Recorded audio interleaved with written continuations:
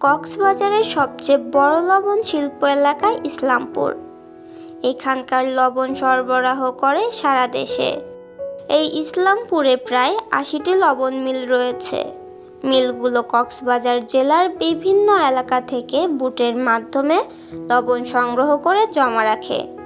পরে তা ক্রেশিং, washing, iodine যুক্ত করে বিভিন্ন কোম্পানির কাছে সরবরাহ করে। কোম্পানি সেটিকে কোম্পানির নামকরণ করে বাজারজাত করে। এই মিলগুলোতে প্রায় ৩,০০০ শ্রমিক কাজ করে। বিগত সরকার আন্দোলনের সময় লবণ সরবরাহ করতে একটু সমস্যা ছিল, কিন্তু এখন আবার স্বাভাবিক হয়েছে লবণ সরবরাহ। প্রতিদিন ৫০ থেকে ৬০ ট্রাক লবণ লোড করে সরবরাহ করা হচ্ছে দেশের প্রায় সকল স্থানে।